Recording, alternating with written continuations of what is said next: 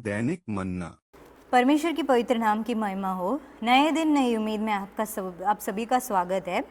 आज का वचन एजेकियल 36:26। मैं तुमको नया मन दूंगा और तुम्हारे भीतर नई आत्मा उत्पन्न करूंगा और तुम्हारी देह में से पत्थर का हृदय निकाल कर तुमको मांस का हृदय दूंगा। आमीन।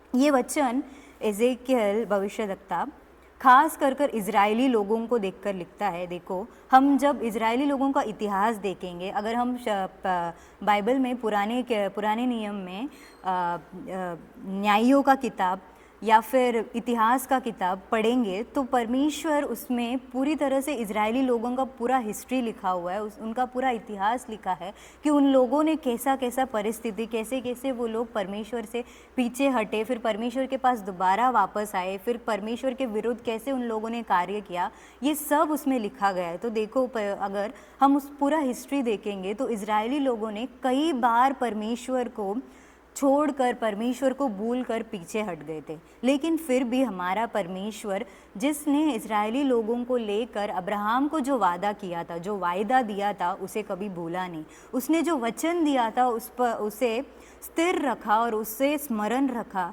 उसके वजह से इज़राइली लोगों को उसने बचाया, उसने सुरक्षित रखा। देखो, उन लोगों ने पाप किया, फिर परमेश्वर के पास आए, फिर भी परमेश्वर ने उनको क्षमा किया और उनको वापस लाए।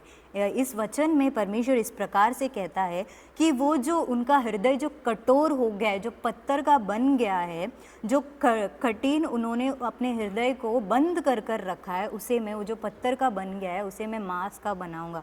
उसमें मैं उनके हृदय को मैं बदलूंगा, उनके सोच विचार, उनके मन को मैं बदलूंगा करके परमेश्वर वादा करता है। देखो, जो परमेश्वर वचन देता है, जो वादा करता है, उस वादे से पीछे नहीं हटता। परमेश्वर अपने वचन को, अपने प्रजा को दिए हुए वचन को पूरा करता है, क्योंकि उसने अब्राहम को ये अब्राहम से ये वाचा बांधा था कि उसकी संतान, उसकी आने वाली पीढ़ी आशीषित रहेगी। उसी प्रकार से परमेश्वर ने उसके आने वाली पीढ़ी को त्यागा नहीं, उसको दिए हुए वाचा को पूरा करते हुए उसने इज़राइली लोगों को बचा कर रखा। देखो प्यारे प्रजा, हम भी आत्मिक इज़राइली लोग हैं, तो हमें भी हमारे परमेश्वर के ऊपर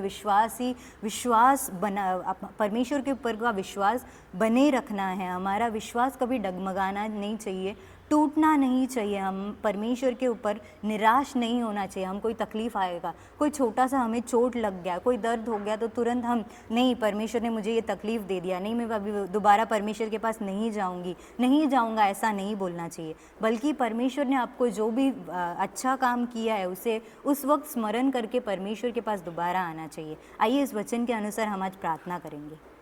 हालेलुया। परमेश्वर, हम आपको धन्यवाद करते हैं सुंदर से समय के लिए। परमेश्वर, आपने जिस प्रकार से परमेश्वर ये वचन में कहा है कि जो हमारा हृदय कठोर हो गया है, उसे, जो पत्थर का बन गया है, उसे मांस वाले हृदय आप बनाएंगे। परमेश्वर, हम भी हमारे, हालेलुया परमेश्वर, मन, विचार और हृदय को आपके हाथों में सौंपते। परमेश्वर, हमारे हृदय के विचारों को एक मन आप कीजिएगा। हमारा, हालेलुया परमेश्वर, हृदय केवल आपकी ओर लगे रहने के लिए हमें सहायता और मदद कीजिएगा। सारा स्तुति, महिमा और आदर हम आपको देते, उद्धार करता यीशु मसीह के नाम से मांगते, सुन ले मेरे स्वर्गीय पिता, आमीन।